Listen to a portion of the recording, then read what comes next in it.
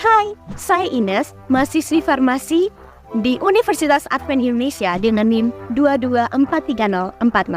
Melalui kesempatan ini, saya ingin membagikan kepada kita semua informasi dari artikel World Economic Forum dengan judul "Antibiotik diresepkan secara tidak tepat untuk COVID-19 meningkatkan ancaman resistensi antimikroba." Apa itu antibiotik? Antibiotik adalah jenis obat yang secara khusus dirancang untuk mengobati infeksi yang disebabkan oleh bakteri. Antibiotik tidak bekerja pada infeksi yang disebabkan oleh mikroba lain seperti virus, termasuk COVID-19 dan flu. Bakteri telah ada selama miliaran tahun dan mahir bertahan hidup.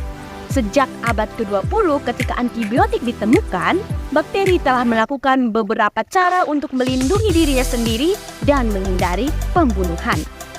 Ketika antibiotik disalahgunakan atau digunakan secara berlebihan, maka lebih banyak peluang bagi bakteri untuk berkembang dan memperbaiki alat pelindung mereka. Ini berkontribusi pada masalah yang disebut resistensi antibiotik. Resistensi antibiotik adalah keadaan di mana bakteri berevolusi dari waktu ke waktu sehingga antibiotik tidak mampu lagi melawannya. Hal ini membuat infeksi jadi lebih sulit untuk diobati.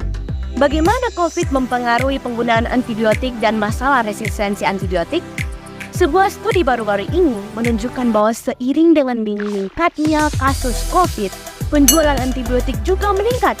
Di awal pandemi COVID, peresepan antibiotik mungkin didasarkan pada pengalaman flu sebelumnya, di mana tingkat infeksi bakteri sekunder dilaporkan setinggi 65%. Namun seiring berkembangnya pandemi, data menunjukkan koinfeksi bakteri pada COVID kurang dari 10%.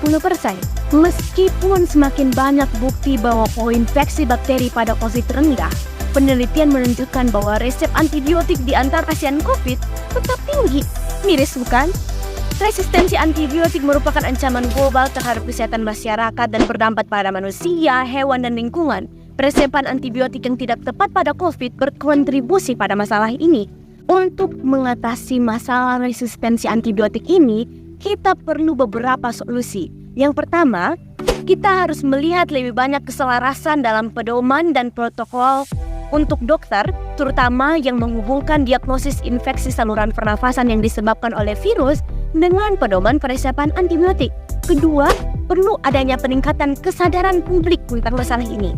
Ketiga, peningkatan pengawasan global terhadap penggunaan antibiotik dan resistensi antibiotik. Dan keempat, peningkatan kebijakan pengendalian infeksi dan sanitasi yang lebih baik. Ini bertumpu pada pendekatan One Health, upaya global bersama di berbagai sektor untuk memberikan solusi bagi kesehatan manusia, hewan, dan lingkungan.